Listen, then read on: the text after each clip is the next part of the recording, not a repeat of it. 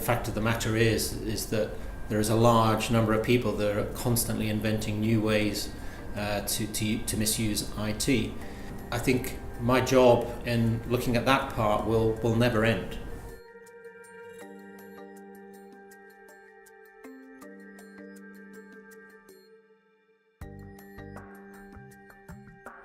Main challenge I face is the growing importance of IT to standard life moving forward. And my biggest challenge is bringing that to life for all of my stakeholders and getting them to understand the art of the possibility, but also to understand the kind of pressures that are coming along, such as the changing landscape of security, and to understand what our competitors may do. Because I'm an expert within a life and pensions company, and therefore it's bridging that gap.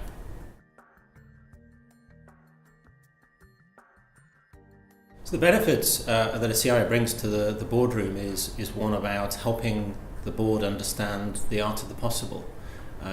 Because we as an industry are facing some quite drastic changes through customers' expectations, and a key enabler to that will be technology. We've been very successful to date through products, and that is something which I think boards have traditionally understood well. But the world will change, and people choose who they use as a life and pensions company on the basis of customer experience. And the biggest enabler, I think, for customer experience going forward will be technology. So it's how you help the board understand what is possible, and also to understand what our competitors are doing. And it's difficult because the traditional competitors are more or less at the same stage as we are, and the trick is to look outside for inspiration by looking at how Uber works, Airbnb and others, and then imagine the innovations and the way they think about their business and how it could apply to our world. So that's what I see as my key role.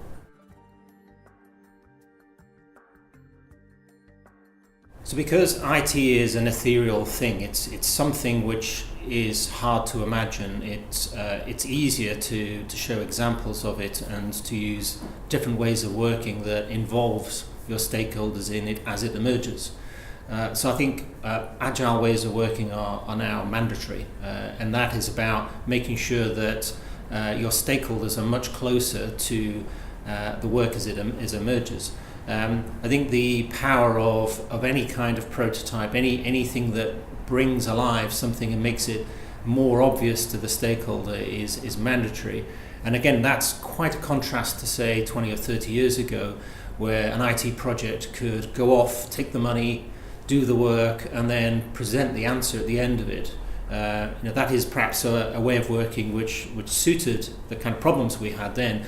But in this day and age, because IT is more and more come out of the back and moved into the front, and therefore there's much of the problem is about interpreting how that will work for our customers. You need to get everybody in the company involved. It can't be just a backroom problem.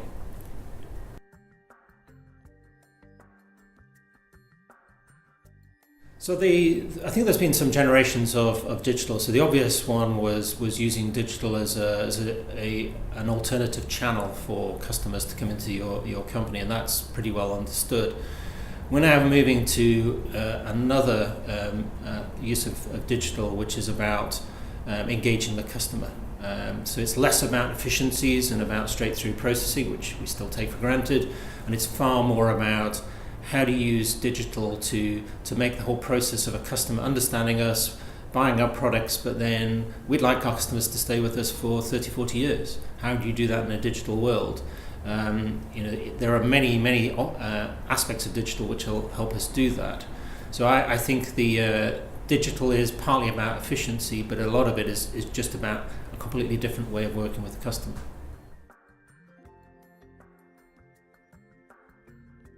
Well, our employees are our customers, so everybody who works at Standard Life has access to a Standard Life pension and many of the other products that we make. And they, like our customers outside, have a different expectation of us and the way we will interact with them digitally. So when they see us using digital to change the way we engage with our customers, they are part of providing that service, but they're also a customer at the same time. And you'll find that generates a lot of excitement and enthusiasm, because they know the world's changing, and if they're seeing it change and they're able to try that out themselves as customers, that does generate a buzz about the place, no doubt about it.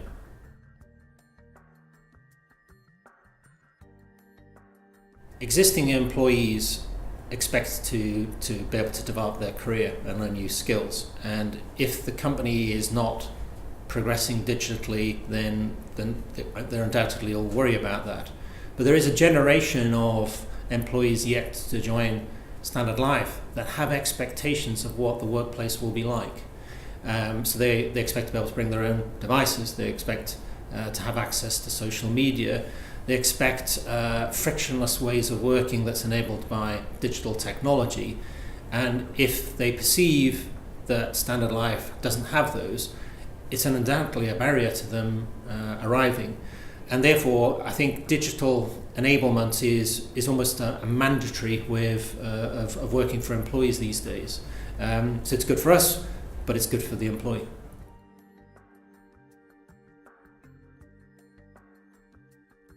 So getting digital talent to join a end user organization is always going to be tough. They're more likely to be attracted to work for a consultancy.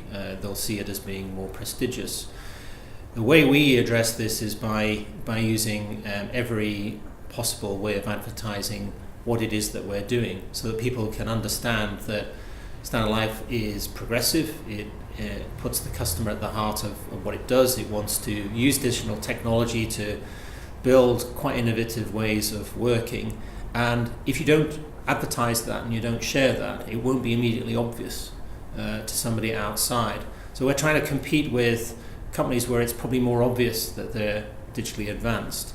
And therefore we go to all sorts of conferences, forums, where we talk about what is the work we're doing, what we're trying to achieve, and we promote it through social media.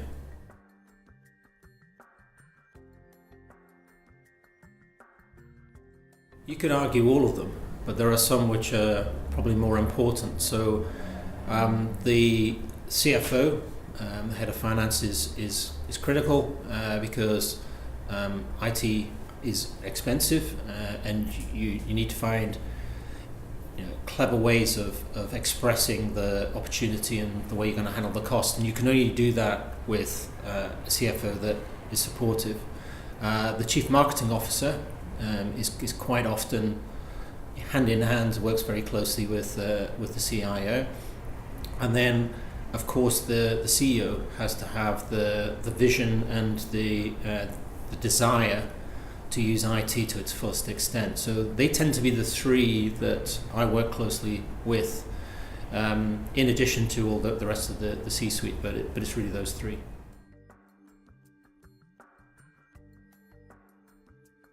The new merged organisation is undoubtedly going to be working in a world where things change quicker than they've ever changed before. There is robo-funds, there's robo-advice on the horizon, there's machine learning, there's completely different ways in which the business can interact with technology. And as a result, technology, I think, is going to be more and more important to the merged company going forward than it ever was. I will never be satisfied with the level of IT risk. The simple reason is because it's constantly changing. If you look at all the denial of service attacks, the kind of malware that you see coming, the fact of the matter is that there is a large number of people that are constantly inventing new ways to misuse IT. And therefore, I think my job in looking at that part will never end. For all the time I'm in Standard Life, I will be constantly worried about what is the next challenge that's come along there. And I think that's what our customers expect.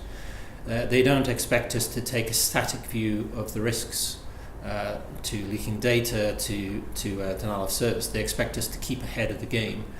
And therefore, I don't think I'll ever be satisfied with the IT risks, and I think that's what the board would expect me to do as well.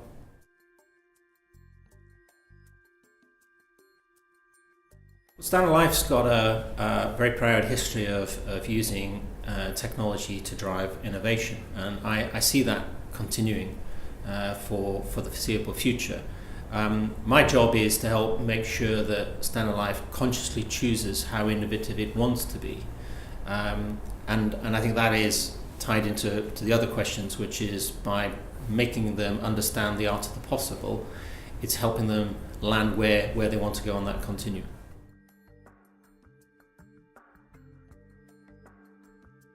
So we have a multi-speed IT strategy, and I'm very fortunate that I've been gifted a pretty well structured architecture by my predecessors. So Standard Life's not grown inorganically, it's grown organically, and therefore I'm not struggling with multiple legacy systems that need to be merged.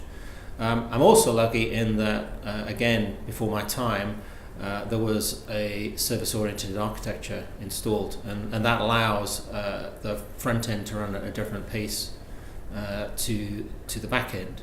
That doesn't mean that there aren't cost challenges and skills challenges with the legacy systems. We have some that are written in assembler, which of course nobody's learning at university these days, and that's things that I need to address over time.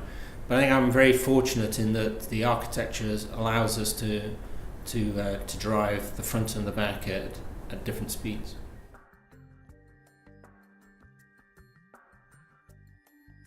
So GDPR is a really interesting project in that it raises the importance of understanding what data you hold against your customers. And the first part of GDPR has been about understanding how you interpret the regulations. The second part is then about making sure that our customer data is organized in a fashion which supports the regulations. And then the third part is putting in the supporting services that come May next year allows customers to interact with us as they see fit. And we're midway through the second part, and we're starting the third part. So the biggest focus, to be honest, was understanding exactly how to interpret the regulations. Once we did that, again, I'm lucky in that I don't have multiple customer databases. 97% of it was in one database, and the other 3% will move across in time.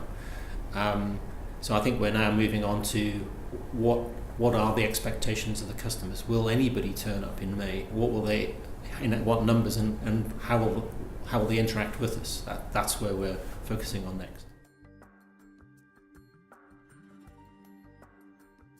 It's a state of mind. It's seeing digital not as some add-on or some optional, but seeing it as being the heart of how we drive customer engagement.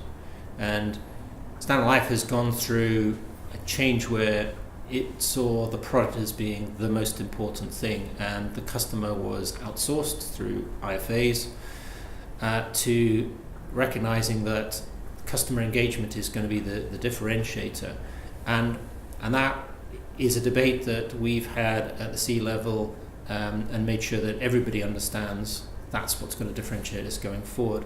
And digital is an enabler to that. So you can't have it in a separate department, you can't have it off to one side doing its own thing. It has to be seen as being everything to do with Standard Life going forward. That's how we've chosen to make it work.